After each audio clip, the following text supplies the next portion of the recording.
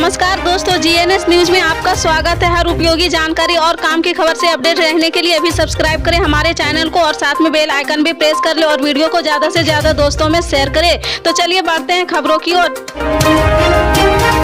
आपको बता दें, अगले महीने होने वाले गुजरात विधानसभा चुनाव से पहले वहां के राजनीतिक गलियारों में सरगर्मी तेज हो गई है। विभिन्न विपक्षी दल सत्ता में आसीन भाजपा के खिलाफ निशाना साधने के लिए कोई भी मौका छोड़ना नहीं चाह रहे हैं। वहीं गुजरात विधानसभा चुनाव से पहले कांग्रेस नेता कन्हैया कुमार ने आम आदमी पार्टी और भाजपा को लेकर बड़ा दावा किया है। उन्होंने कहा कि आम आदमी पार्टी और भारतीय जनता पार्टी एक ही टीम है, आप भाजपा की बी टीम के रूप में काम करती है।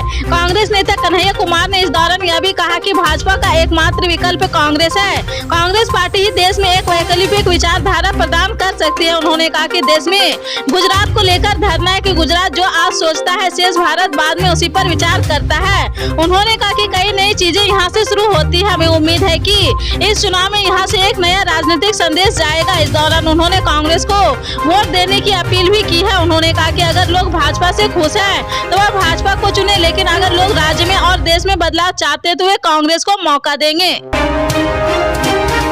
इन दिनों देश भर में राहुल गांधी की भारत जोड़ो यात्रा को लेकर जमकर राजनीति गरमाई हुई है। वहीं इस बीच कांग्रेस के लिए एक ऐसी खुशी की बात आई है जिसे लेकर अब कांग्रेस गदगद है। दरअसल बीजेपी के वरिष्ठ नेता और पूर्व लोकसभा स्पीकर ने राहुल गांधी की भारत जोड़ो यात्रा की तारीफ की तो मध्य प्रदेश कांग्रेस के कार्यकारी अध्यक्ष जीतू पटवारी विश्वास से भर गए हैं। बता दें कि 20 नवम्बर को महाराष्ट्र मध्य प्रदेश को बुरहानपुर में राहुल गांधी की भारत जोड़ो यात्रा प्रवेश कर रही है। ऐसे में पूर्व लोकसभा स्पीकर का बयान अब सुर्खियों में है। दरअसल मध्य प्रदेश में हाल ही में पूर्व लोकसभा स्पीकर सुमित्रा महाजन ने कांग्रेस की पूर्व राष्ट्रीय अध्यक्ष राहुल गांधी की भारत जोड़ो यात्रा पर जो कुछ कहा है वह न सिर्फ कांग्रेस के लिए बल्कि राहुल गांधी को गदगद करने के लिए काफी है। बीजेपी की वरिष्ठ नेता सुमित्रा महाजन ने हाल ही में कहा, भारत जोड़ो यात्रा से राहुल गांधी पूरे हिंदुस्तान को समझेंगे।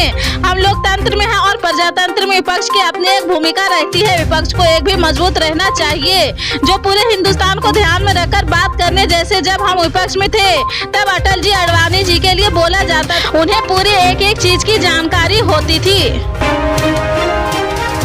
झारखंड के मुख्यमंत्री हेमंत सोरेन ने खनन पट्टा मामले में सुप्रीम कोर्ट से राहत मिलने पर कहा कि सच की जीत होती है। कोर्ट ने माइनिंग लीज केस को लेकर जनहित याचिकाओं को सुनवाई योग्य बताने वाले हाई कोर्ट के आदेश के खिलाफ दायर उनकी और राज्य सरकार की याचिकाओं को स्वीकार कर लिया है। हाई कोर्ट में माइनिंग लीज को लेकर दायर की गई जनहित याचिका पर सुनवाई चल रही थी। मुख्यमंत्री हेमंत सोरेन ने सुप्रीम कोर्ट इसी के खिलाफ गए थे। उन्होंने आदेश के तुरंत बाद ट्वीट किया है, सत्यमेव जयते उन पर राज्य के खनन मंत्री रहते हुए खुद को माइनिंग लीज देने का आरोप लगाया है।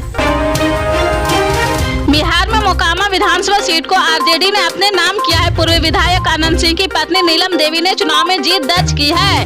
अनंत सिंह तो जेल में है। उधर मां की इस जीत में नीलम और अनंत सिंह के जुड़वा बेटे अभिषेक और अंकित काफी उत्साहित नजर आए हैं। सभी लोगों का हाथ जोड़कर और पैर छूकर आशीर्वाद भी लिया है। पहली बार दोनों राजनीति में सक्रिय दिखे हैं। उनको देखते ही कई तरह के कयास लगाए जाने लगे हैं। दोनों को छोटे सरकार के राजनीतिक वारिस के रूप में देखा जा रहा। अब सवाल उठ रहा कि क्या दोनों बेटे अनंत राजनीति की विरासत संभालेंगे। गुजरात में और हिमाचल प्रदेश में विधानसभा चुनाव के ऐलान के बाद सियासी बयानबाजी तेज हो गई है। हाल ही में दिग्गज नेता गुलाम नबी आजाद ने कहा था कि उन्होंने कांग्रेस भले ही छोड़ दी है, फिर भी वह चाहते हैं कि पार्टी गुजरात और हिमाचल प्रदेश विधानसभा चुनाव में अच्छा प्रदर्शन करे। आजाद के बयान के बाद अब कांग्रेस के वरिष्ठ नेता दिग्विजय सिंह ने उन्हें कांग्रेस की भारत जोड़ो यात्रा में शामिल होने का ऑफर दे दिया है। गुलाम नबी आजाद ने रविवार को कहा था कि गुजरात और हिमाचल प्रदेश में कांग्रेस ही भाजपा के लिए बड़ी चुनौती है। उन्होंने कहा था कि अरविंद केजरीवाल के नेतृत्व वाली आम आदमी पार्टी सत्तारूढ़ भारतीय जनता पार्टी को हराने में सक्षम नहीं है। गुलाम नबी आजाद के इस बयान के बाद दिग्विजय सिंह ने ट्वीट कर कहा कि शुक्रिया भाईजान, लेकिन फिर कांग्रेस छोड़ने की वजह समझ में नहीं आई है। जिस कांग्रेस ने आपको क्या नहीं दिया है आप उसे छोड़कर चले गए, आप ठीक नहीं किए हैं। उन्होंने गुलाम नबी आजाद को संबोधित करते हुए आगे कहा कि भारत जोड़ो यात्रा को अच्छा समर्थन मिल रहा है, आप उसमें शामिल होना चाहेंगे। ईरान में हिजाब की की अनिवार्यता को लेकर सरकार के खिलाफ कई दिन से विरोध प्रदर्शन चल रहा है। इस दौरान कई लोगों को अपनी जान गंवानी पड़ी है।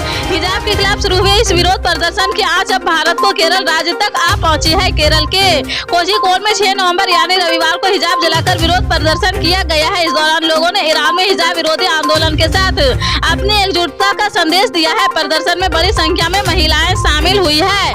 ईरान में हिजाब का मामला गरमाया हुआ है। विरोध प्रदर्शन में कई लोगों को अपनी जान गंवानी पड़ी है। दरअसल ईरान में 22 वर्षीय महसा अमीनी की पुलिस हिरासत में मौत हो गई थी, जिसके बाद पूरे देश में लोग सरकार के खिलाफ प्रदर्शन कर रहे। महसा पर आरोप लगाया गया था कि उन्होंने ड्रेस कोड का उल्लंघन किया था। देश में तनावपूर्ण स्थिति बनी हुई है। कांग्रेस के प्रदेश अध्यक्ष व पूर्व मुख्यमंत्री कमलनाथ ने आज यहां आरोप लगाया कि नागरिकों पर कर्ज बढ़ रहा। राज्य की भाजपा सरकार कर्ज लेकर बड़े-बड़े ठेके बांट रही है। पर कर्ज बढ़ रहा, राज्य की भाजपा सरकार कर्ज लेकर बड़े-बड़े ठेके बांट रही। श्री कमलनाथ ने पत्रकारों से बातचीत करते हुए कहा कि प्रदेश की भाजपा सरकार लगातार कर्ज लेकर बड़े-बड़े ठेके बांट रही, जिससे नागरिकों पर कर्ज बढ़ रहा है। उन्होंने कहा कि ग्राम पंचायतों से लेकर सचिवालय तक भ्रष्टाचार फैला हुआ है, जिससे जनता त्रस्त है। श्री कमलनाथ ने कहा कि कांग्रेस के पूर्व अध्यक्ष राहुल गांधी की भारत जोड़ो यात्रा मध्य प्रदेश में अन्य राज्यों से ज्यादा सफल होगी। यह यात्रा 6 जिलों को कवर करेगी। इस मौके पर जयप्रकाश अग्रवाल व पूर्व मंत्री अजय सिंह मौजूद थे।